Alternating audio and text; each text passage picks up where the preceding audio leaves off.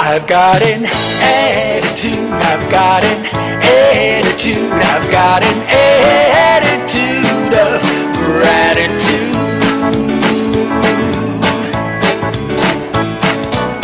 I thank the universe for each new day, whether it's sunny or it's pouring rain. In any situation, time or place,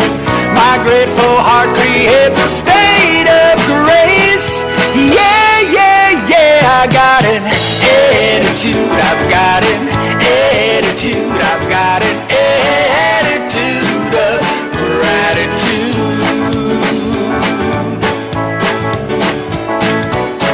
The darkness taught me how to praise the light.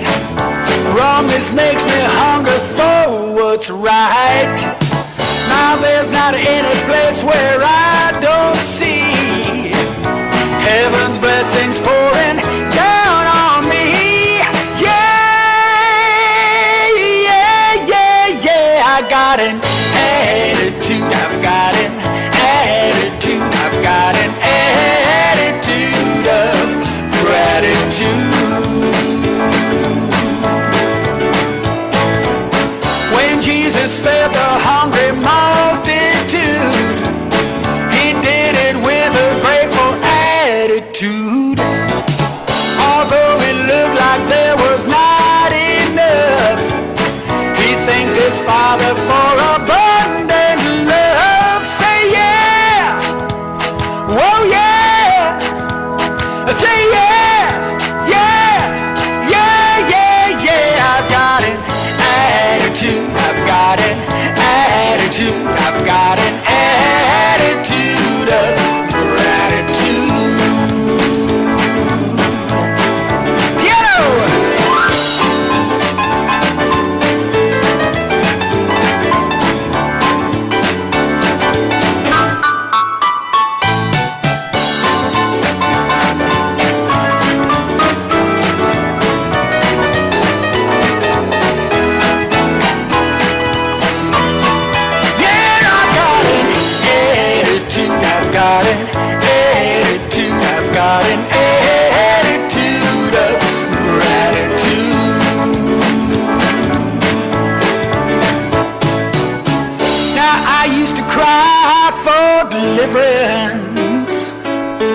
Send desperate pleas to the heavens, but it wasn't until I gave up and got still I could see all the gifts I'd been given.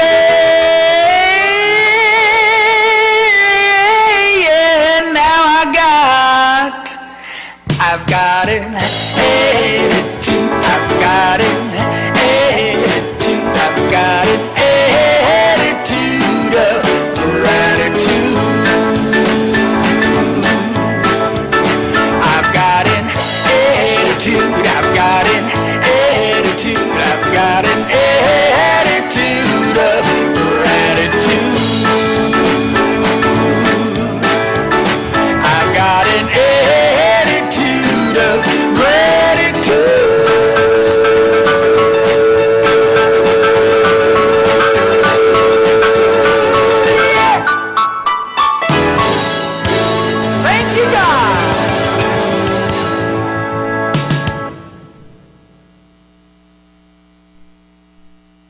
Of gratitude, that makes a world of difference, doesn't it? An attitude of gratitude shifts us and takes us to the place where we belong, that place of love, that place of joy, that place of peace, and we're excited. Well, I'm excited to see you. Good morning.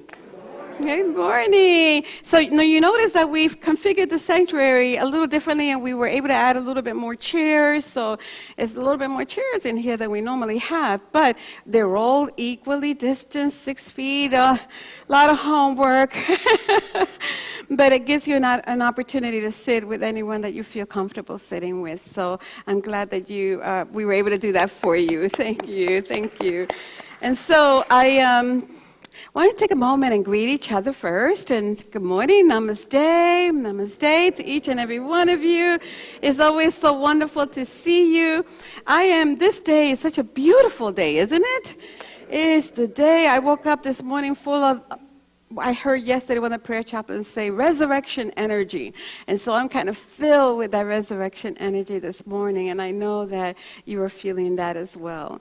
So welcome. For those of you that are watching us for the first time, let's turn around and just wave at them. Hello, YouTube family and Facebook family. Thank you for being with us this day.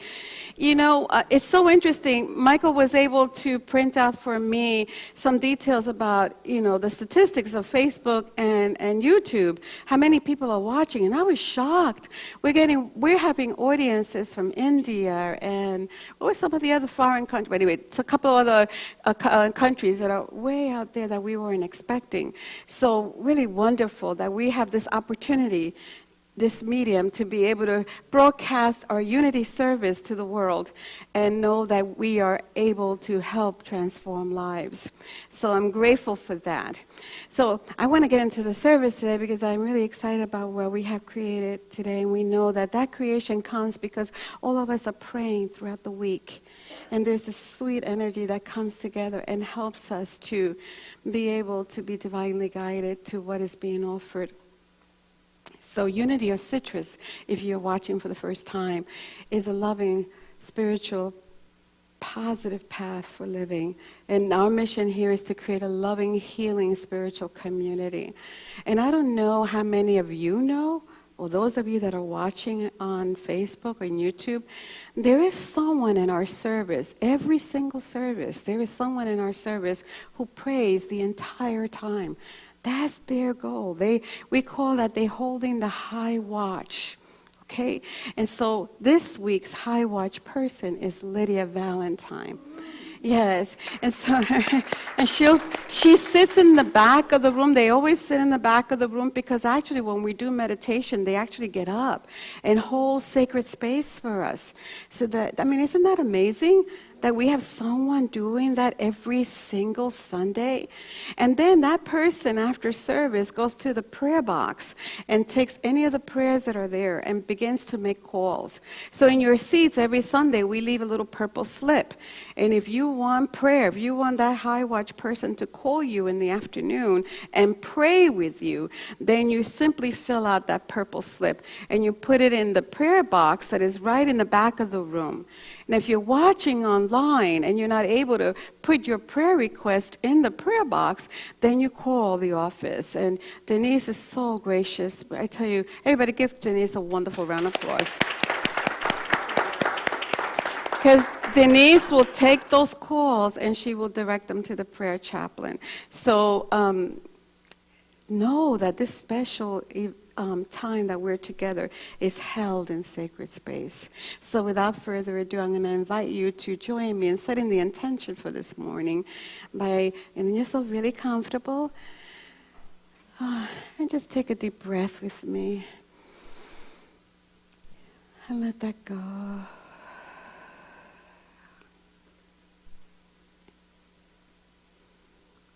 And bring to your awareness right now in this space,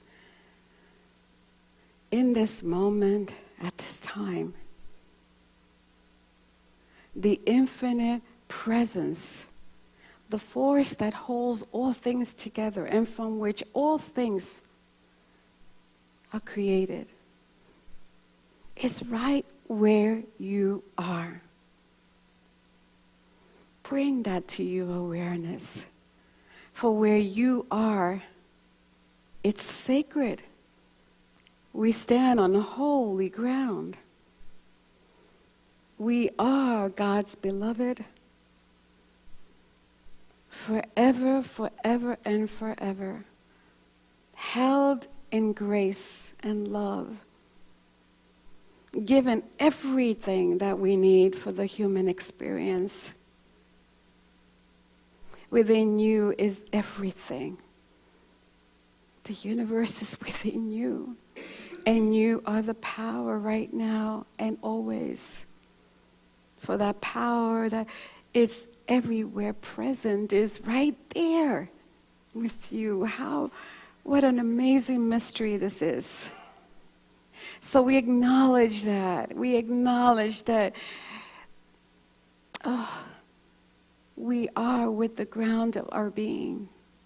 And in it we move and breathe and have our being.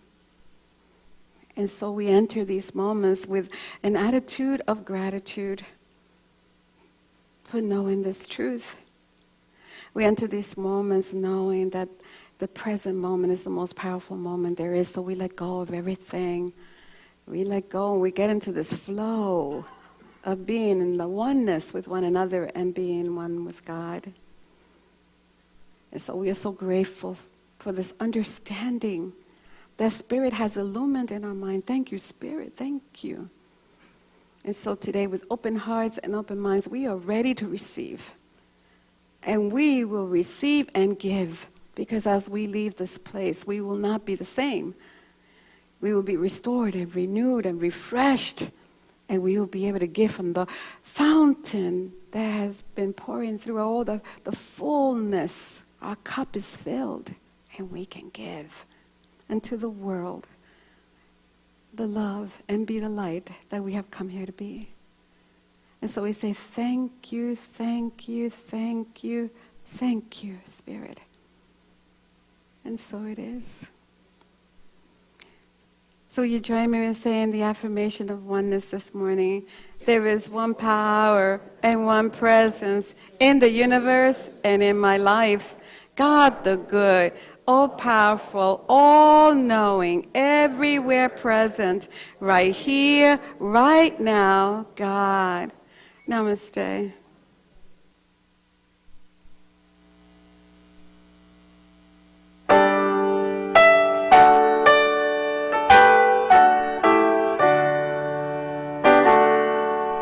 Love is my decision.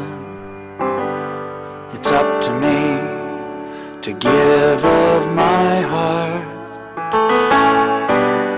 Love is my decision. No one else can tell me to start. And once I decide to change my mind, God will show me how. Love is my decision, right here and now. Love is my decision. It's up to me to stand on that bridge. Love is my decision. No one else can make me forgive. And once I decide to change my mind, God will show me how. Love is my decision, right here and now.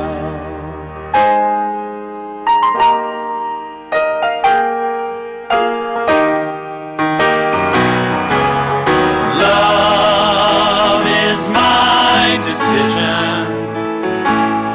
It's up to me to dance down the road. Love is my decision. No one else can lighten my load. And once I decide to change my mind, God will show me how.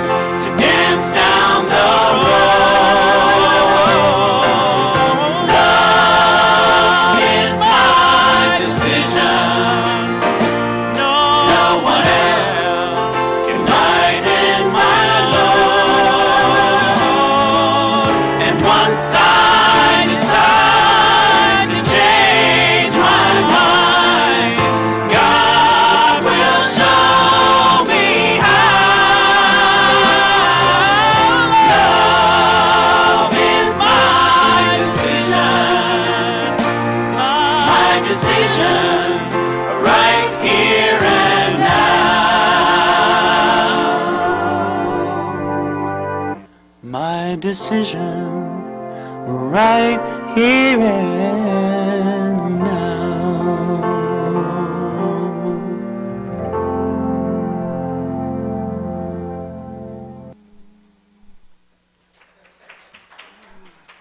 Good morning.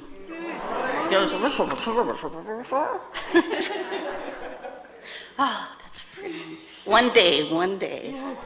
Good morning. It's been a while since I've been here, and I am honored and I feel blessed. I'm blessed all of you are here too. Thank you. Thank you. What is our intention for today? Gratitude. Gratitude. So if you'll take a moment just to relax, sit back in your chair, kind of feel the weight of your body on your chair, feet flat on the ground.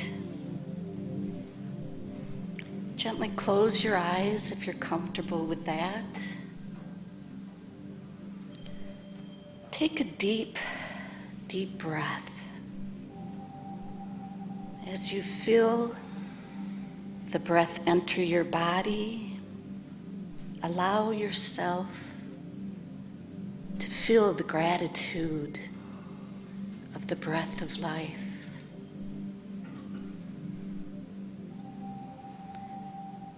Relax and connect with your breathing, which should feel calm and easy. Take another deep breath and exhale.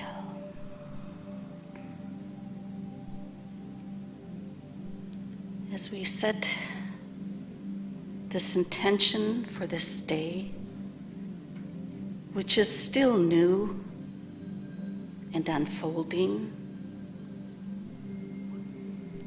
say to yourself, I will go about this day with thoughtful acts and blessings, both great and small, extended towards not only myself, but towards others.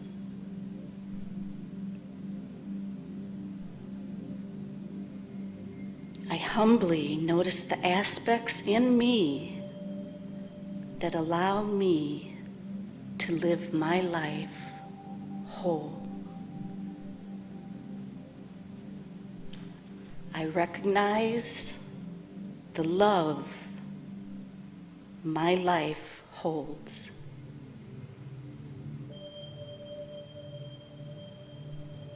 As I go about this day, I look for opportunities to share with others things about them that I am grateful for, without any expectation of their returned acknowledgement.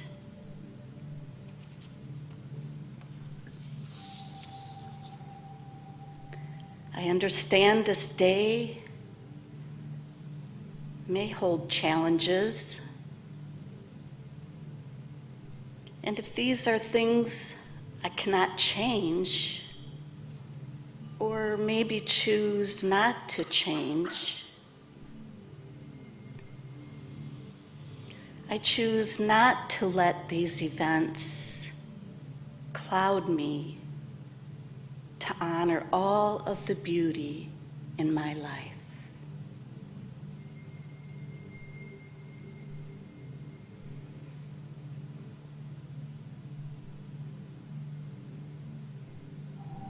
Say to yourself, I recognize the love my life holds. As we take a moment to enter in the silence of gratitude.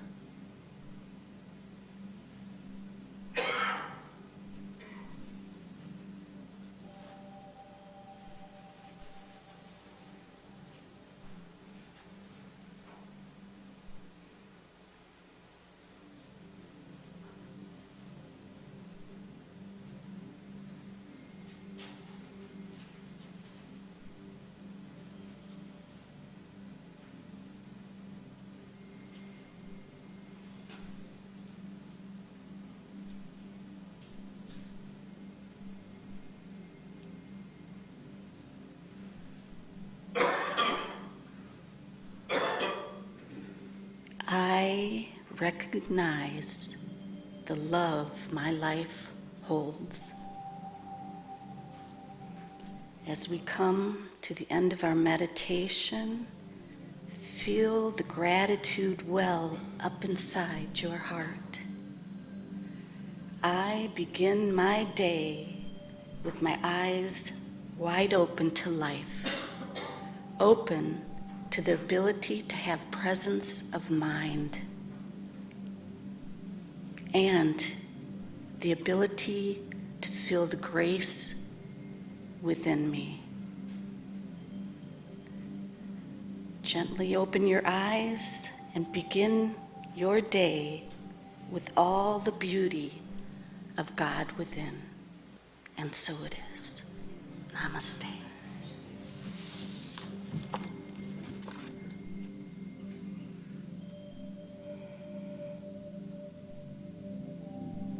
Wow, that was such a beautiful meditation, Rhonda. Thank you. Sometimes, we go so deep, we just want to stay there, And what a beautiful, beautiful meditation. So, are you ready to get into know about the hallway? Because I'm going to welcome you to the hallway. What in the world am I going to do today, you must be wondering.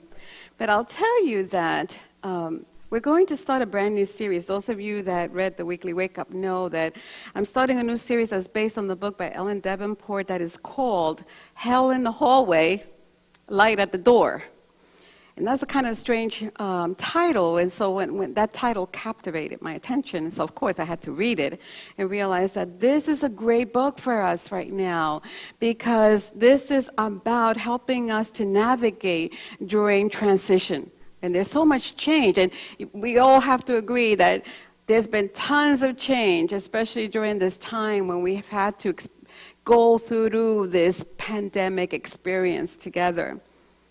And so, right now, some of us may be going through a transition time where it's feeling a little bit difficult to be in a space where we are feeling the joy and the peace and the love and all those things that come as a child of God.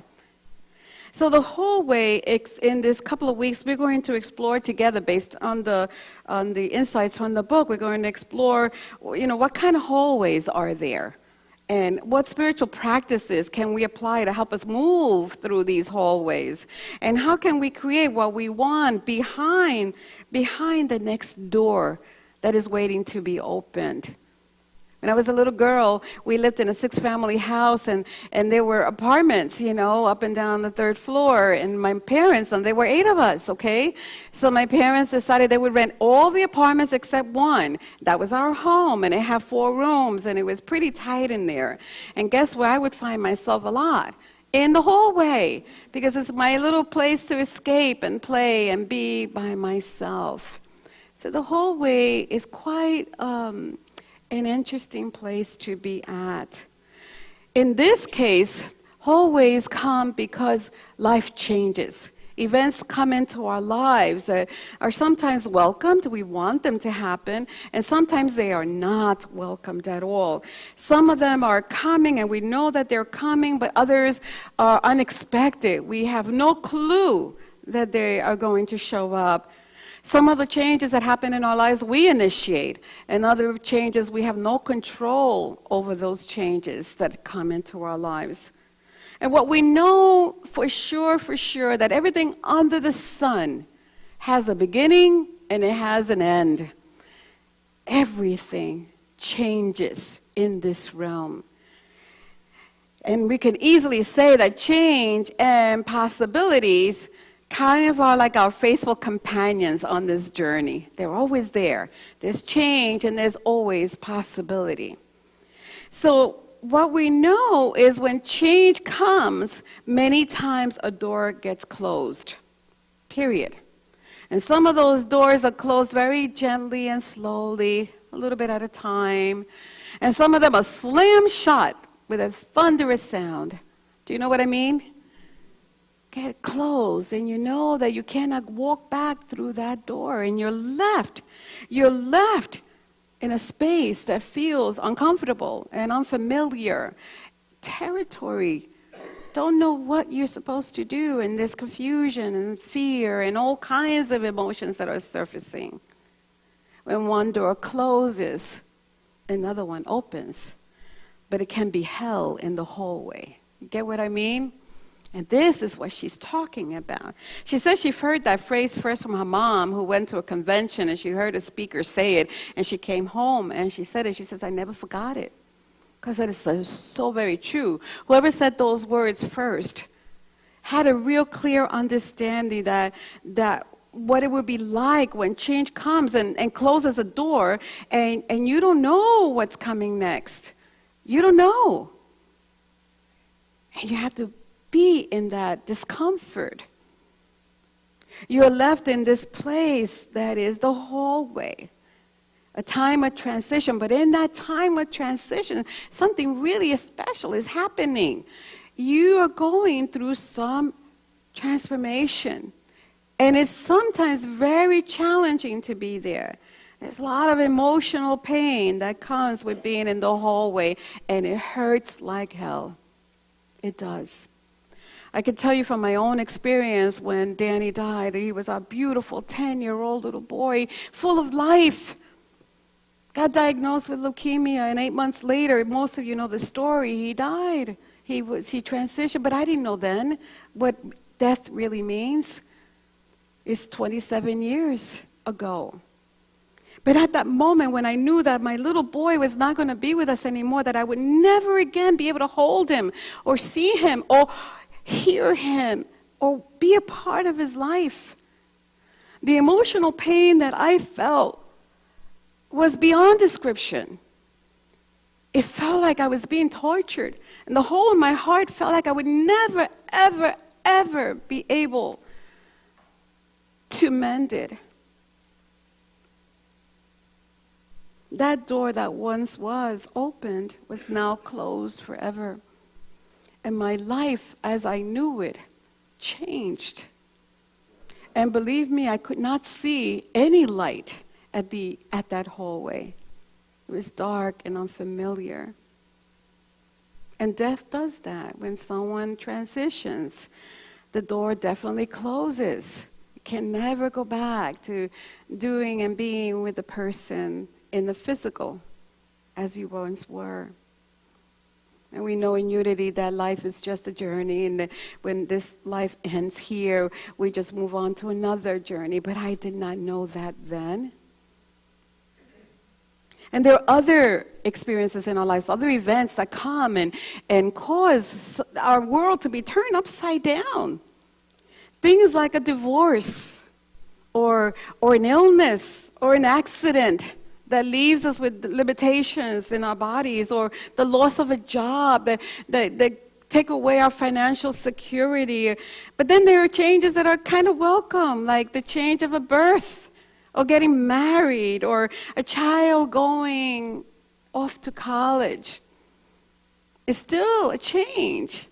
It's still moving you from the life that you knew into something different. And it can be hard to navigate through those times. Look at us right now with the pandemic. That changed so many things. Life changed from the way that we knew it. And doors will be closed forever. Some not yet, and some maybe never, but some will be closed and have closed. And so now we have to figure out, how do we do this? How do we move through this experience, knowing the truth that we know? I read a sweet little story about a Zen master who went to New York City, and he ordered a hot dog from one of the hot dog vendors, and he said, give me one of those with everything on it. And so the vendor went and he put everything, prepared the hot dog and gave it to the Zen master. And the Zen master paid him with a $20 bill, and the vendor took the bill and put it on inside the cash register and went ahead to do his little things. And the Zen master said, sir, my change? And the vendor said, change comes from within. But there's so much truth to that little story. I said it's so true. Change comes from within. When we find ourselves in these hallways, well, there's so much inner spiritual work that gets done, whether we realize it or not. We're almost akin to, the hallway is almost akin to the caterpillar that goes into the cocoon and emerges different, changed, transformed.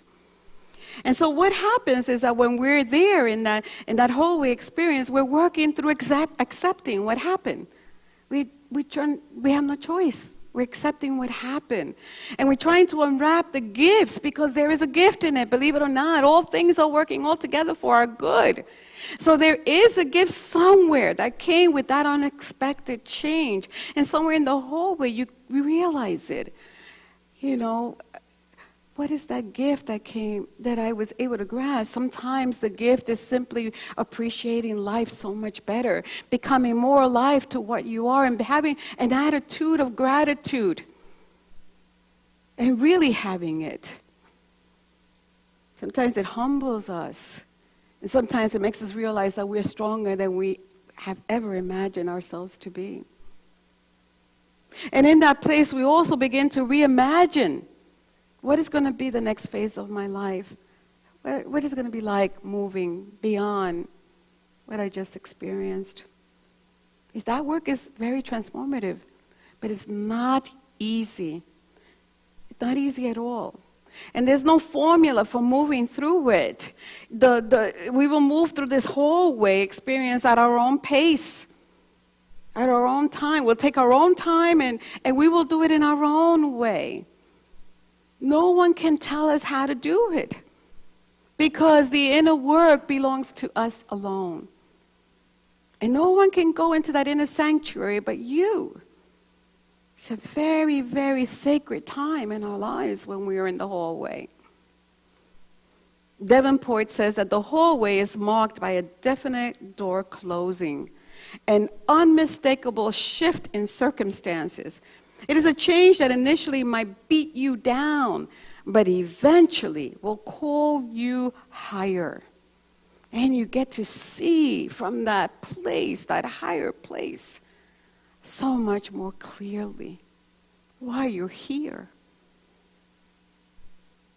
and how much you are loved. And sometimes the hallway experience can be short. You're not there that long.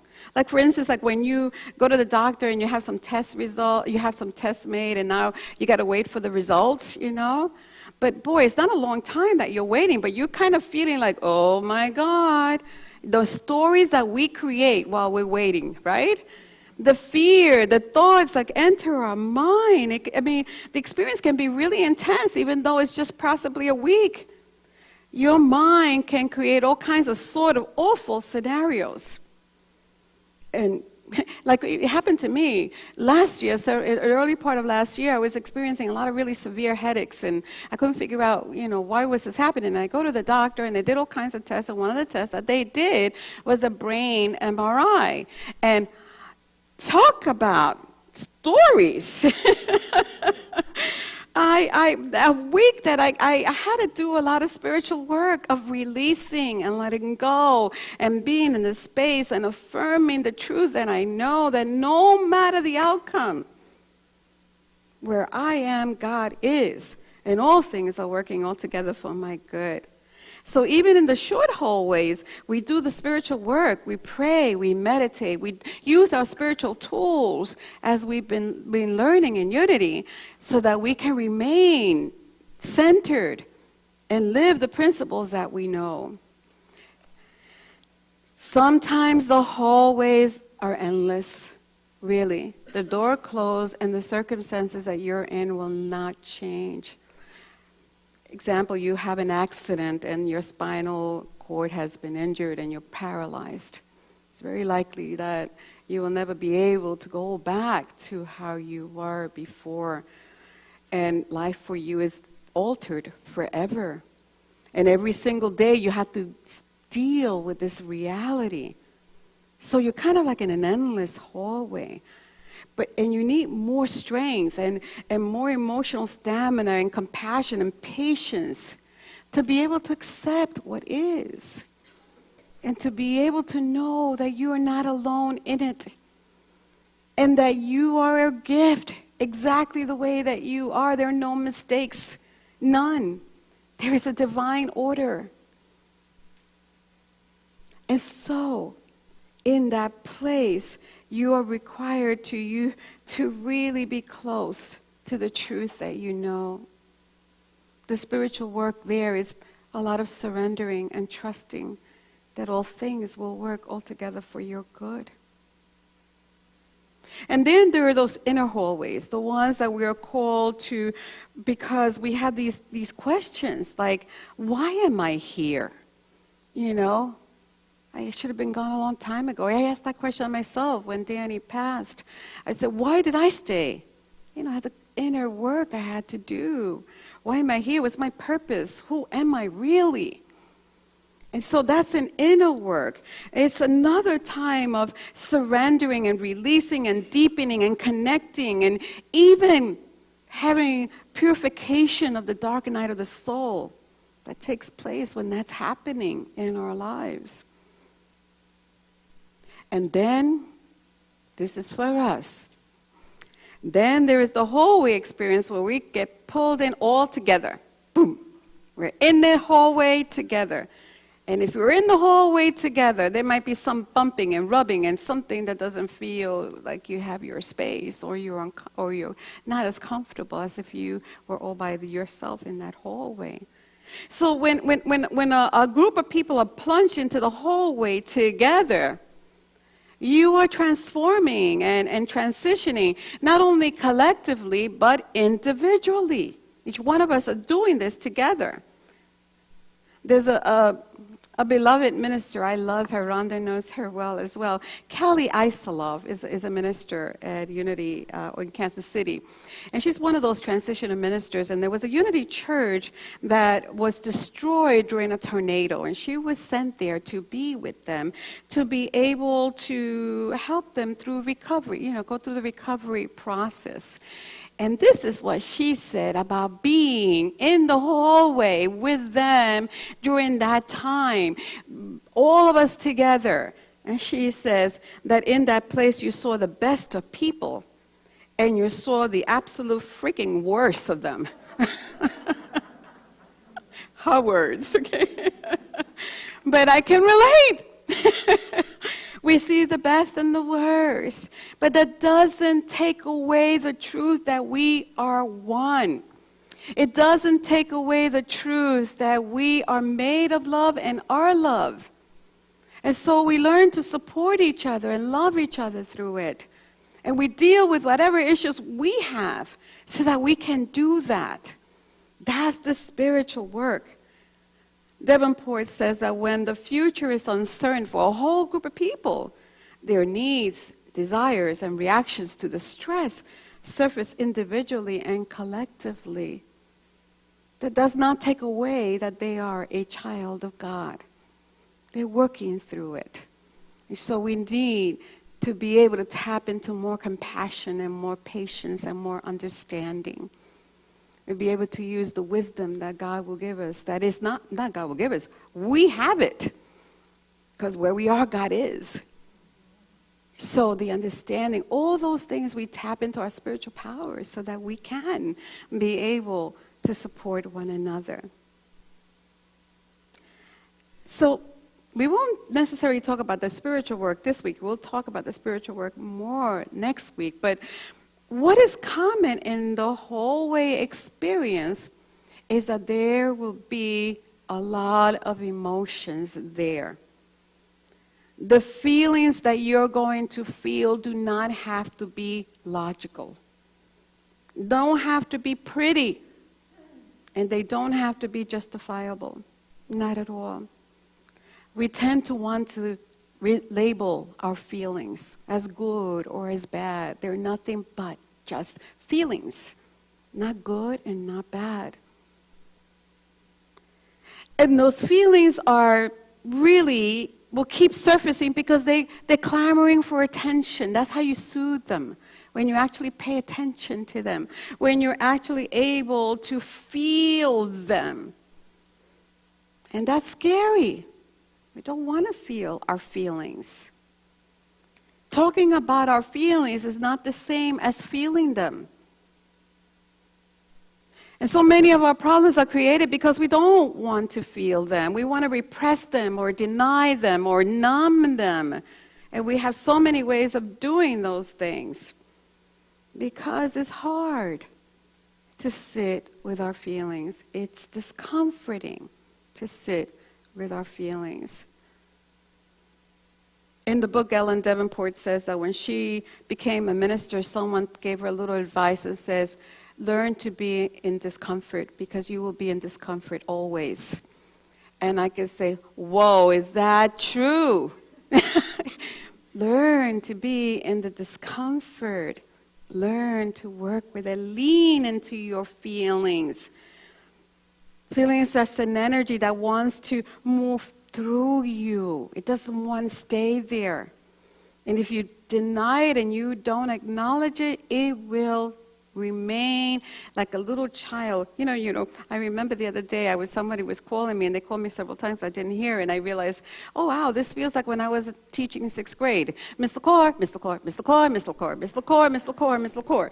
So it's the same thing with the feelings. Unless you acknowledge it, it will keep gnawing at you.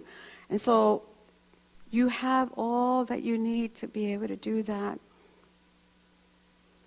I'll go back to Danny. When Danny transitioned, one of the things that I was experiencing was a terrible rage. I was angry. I was angry with God, the God of my understanding back then. Totally. I had felt that I had done everything right. I had prayed, I had fasted, I had done everything right. Boy, such pride, right? Such pride. I begged and I pleaded that God would heal our son, and when that didn't happen, I was angry, incredibly angry. But I was afraid to feel that, because I had never been that angry before. I was afraid. So I would depress it and not want to talk about it. And then one day, I was alone at home, and it just came pouring out of me. Oh my goodness.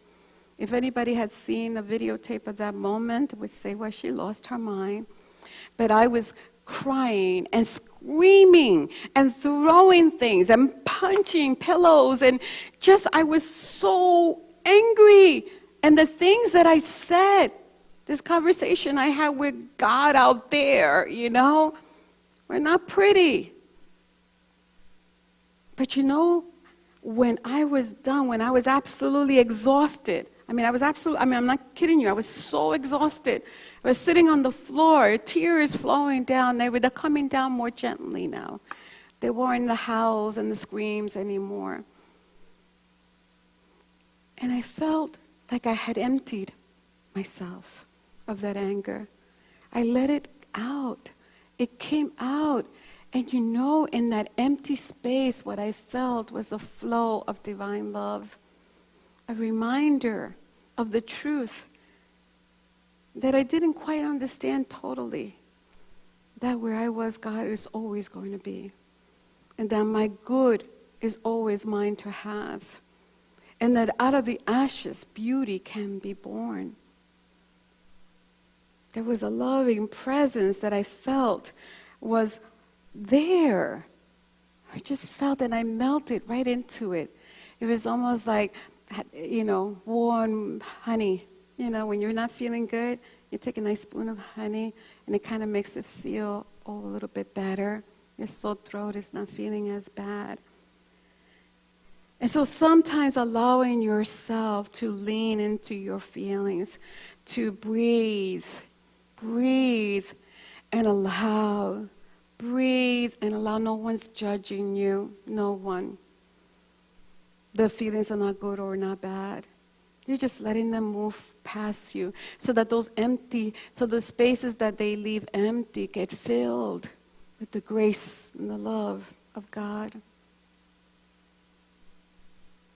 Sometimes people who are on the spiritual path probably have the hardest time releasing their feelings because we believe that we want to do good. We want to transcend. We're child of God. I don't get that kind of stuff, We want to transcend those feelings, And so Davenport says that we breathe and we om our way through life. Om. Through life while neglecting the pain.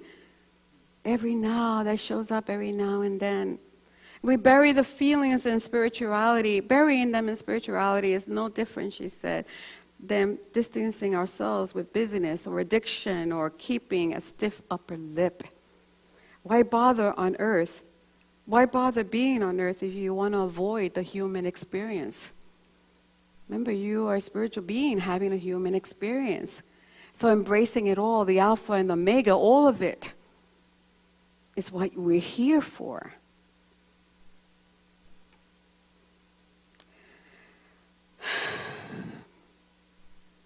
Here's what happens when we begin to judge our feelings. When we feel bad about feeling bad, whatever, about feeling lousy, we start to say things like, this is right from the book, she says, I am sad, but I should be over this by now. I'm just so weak. Or they'll say, I'm angry, but I'm probably being unfair. I'm a terrible person for feeling this way. And I hate this situation, but I feel guilty and I'm ashamed of myself for being so petty and selfish. You see what's happening there? We're feeling bad about feeling what we're feeling, rather than just allowing the feeling to move through and leave us with the gift that is brought to give us. Allow the feeling to go through so you can make the space to let divine love fill that hole. There's a story in the book about a woman called Mirabi Starr. She's a spiritual author. And she wrote, her first book was about St. John of the Cross. You ever heard of St. John of the Cross? Anyway, she received a shipment of her new book. And she was saying to herself that, how excited it is. It must be exciting when you're an author and you get your first shipment of books. And that very same day when she received the shipment of books, she also received a phone call that her 14-year-old daughter had been killed in a car accident. The very same day. And Starr said that she entered a time of radical unknowingness. The worst hallway imaginable. Yes, she was determined, I'm just going to read it right as it is from the book. Yes, she was determined to experience the horrendous emotional pain, no matter how painful her feelings became. She vowed to her daughter that I am going to honor you by not turning away from the grief. She was racked in remorse and had feelings of terrible guilt as a mother. But she learned to lean into the pain a little bit at a time, allowing it to come out a little bit more. She did it, she says, almost 100 times a day I found myself leaning a little bit into it. She dropped all the expectations and idea what was natural and appropriate for her at this time of life. Just let it go. And she began to face the impossible and not only allow it to be true that her daughter was not going to be with her anymore, but to give thanks in it. She arrived at a place of gratitude. And so she wrote these words, to praise God for all of it, the sweet and easy moments when divine love pours inexplicably into the broken heart like warm honey in a cup of tea. And the far more common moments of unspeakable agony when I realized yet again that my brilliant daughter will not grow up to be a healer that she envisioned herself to be. That girl would never finish blossoming into the woman she was becoming. That the difference of fascinating personality that was my Jenny had been snuffed like a flame, plunging my own life into darkness, and then arriving to give thanks for all of it. How powerful is that? Gratitude is where we finally are able to land and see the light at the next door opening. And it goes beyond positive thinking. It's about opening ourselves to the full spectrum of pain and sweetness that life brings us. And so we all have whole experience, and if you haven't, you will. Maybe you're having one right now. I encourage you to take time, quiet time, by yourself, and allow yourself to sit with the discomfort. Ask Spirit to help you feel what you're feeling. You know, the place where we are now has already been circled on the map by God for us. That's a quote from Hafiz. You're never alone. God is always where you are. There is a power within you that is greater than anything that you are going through. And you can trust it. You can let go and allow yourself to be held by divine love and feel what we need to feel so that we can heal. I'll end with this idea. There's an image in my mind just now that popped up.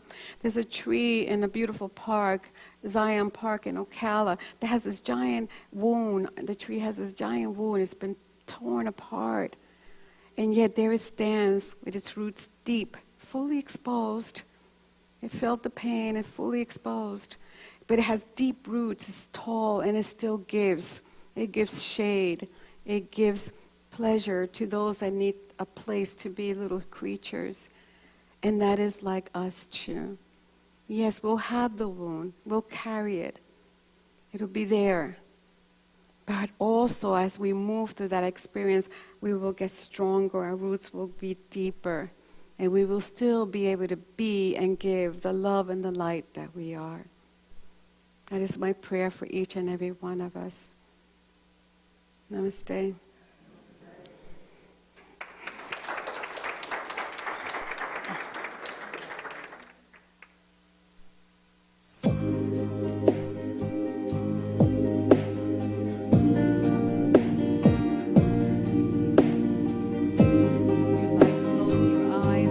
This song to move through you, the words move right through you. I breathe in and know, I breathe out and let go. Here in my heart, that's the right place to start. I breathe,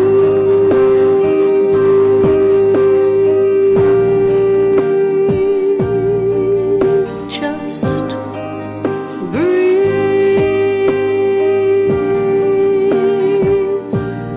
I breathe in to be. I breathe out and see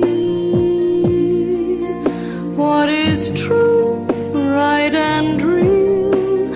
I'm alive, I am healed. I breathe,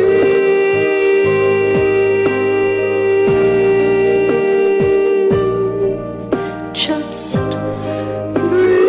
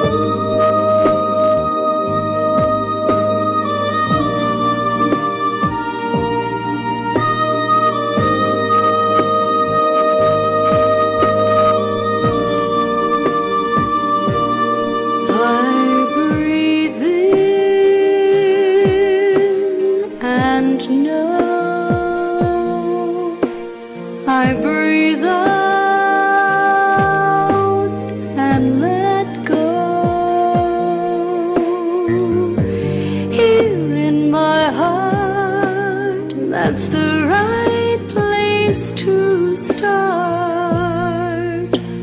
I breathe,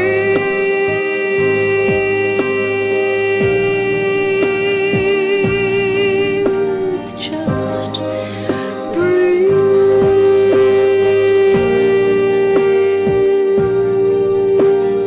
I breathe,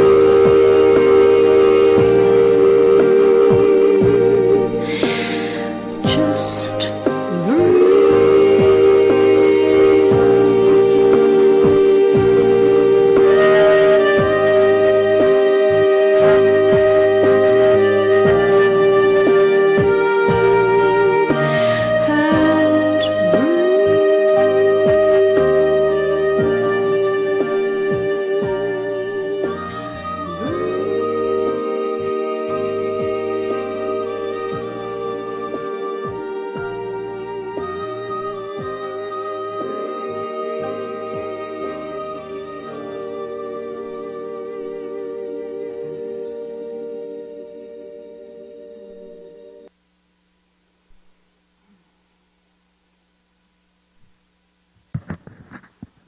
That was beautiful.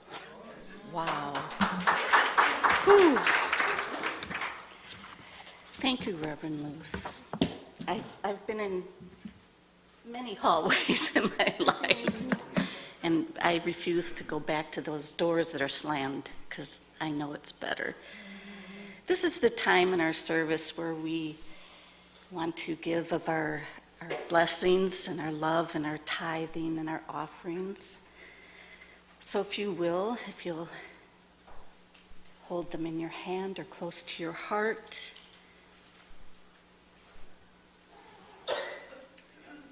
And along with me, our blessing, divine love through me blesses and multiplies all that I have, all that I give, and all that I receive.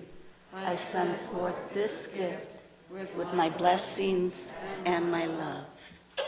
We thank you for this offering. We know that it is given in love and received in love. It will move through this ministry with the energy of divine love and out into the world as good. Each giver is blessed. Each giver is filled with love. We thank you all. Thank you for being here today. You are truly a blessing to this community. We love you. And so it is. Thank you, God. And Reverend Luz, do you have messages? Well, Oh, I'm sorry. Again, with me, please. The light of God surrounds us. The love of God enfolds us. The power of God protects us. The presence of God watches over us. Wherever we are, God is, and all is well. Amen. Amen. Thank you, Rhonda. So I just have really brief announcements. Thank you for being here today. And a kind of just a quick reminder, if today in your walk you find someone who is pretty kind of out of sorts, remember they may be going through a hallway experience. Extend your grace to them because they would need it. And we just keep doing that to one another. So a couple of announcements. First of all, I want to say to the people that are watching on Facebook and YouTube, please do us a favor. Even you, if you go home and you rewatch this, we're asking everyone to like and maybe even share our message because we feel that Unity has something really special to offer. So I invite you to do that.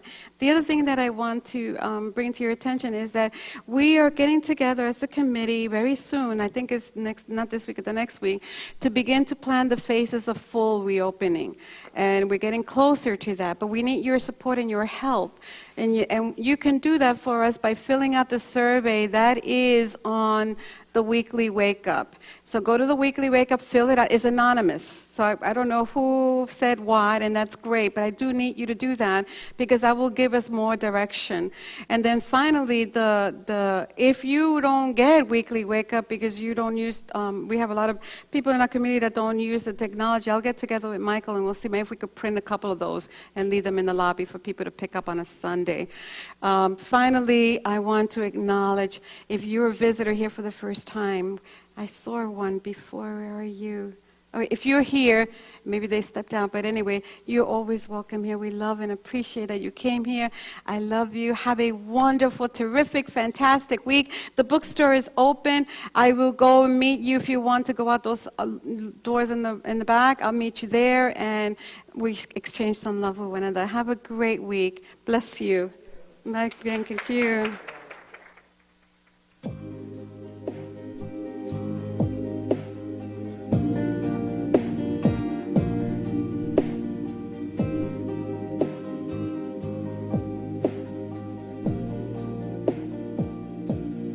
I breathe in and know I breathe out and let go. Here in my heart, that's the right place to start. I breathe.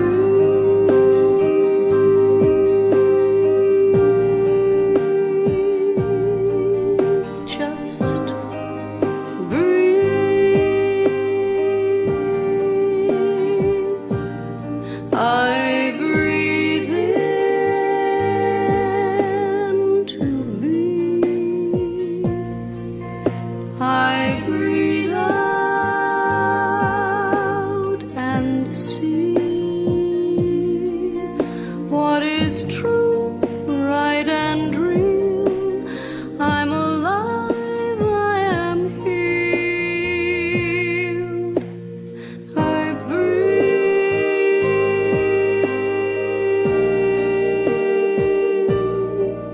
just breathe